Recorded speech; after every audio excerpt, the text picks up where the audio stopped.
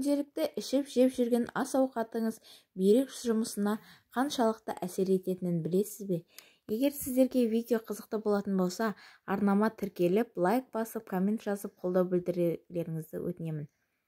Бүйрек бұл адам ағзасының ең маңызды мүшелерінің бірі. Оның негізгі міндеті қанды токсиндерден тазарту. Егер де бүйрек ауыра бастағанын сезетін болсаңыз, тамақтануға көңіл бөлу керектігін ескертеміз.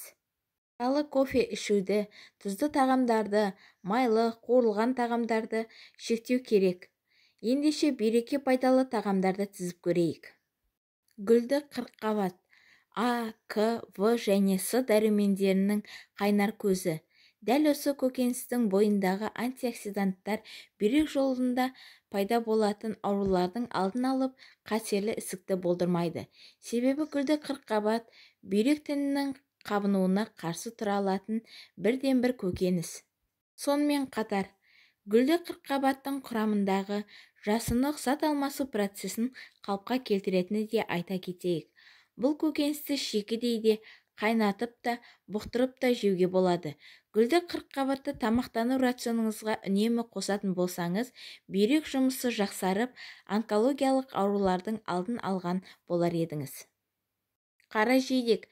Қара жидек көздің көргіштігін ғана жақсартып қана қоймай, бүйректен құм мен майда тастарды айдайтын қасиетке ие. Қант диабетімен ауыратын жандардың бүйрек жұмысы да нашарлайды екен.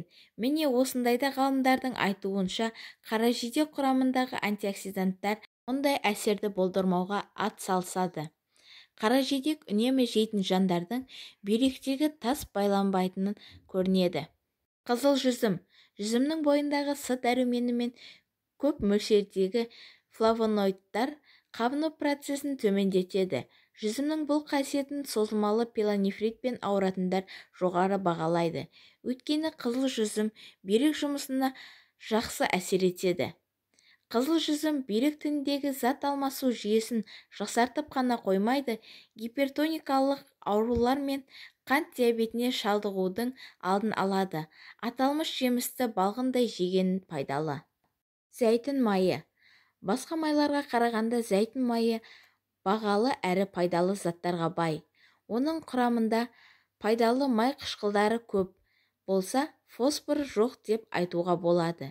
Зәйтүн майын бүйрек ауруына шалдыққандарға және семіздікпен ауыратындарға қолдану ұсынылады.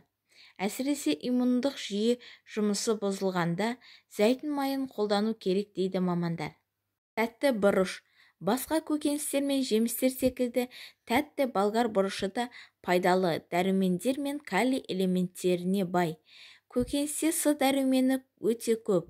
Ғалымдар зерттеуіне сүйенер болсақ, тәтті болгар бұрышының пайдасы әлдеқашан дәлелденіп қойған.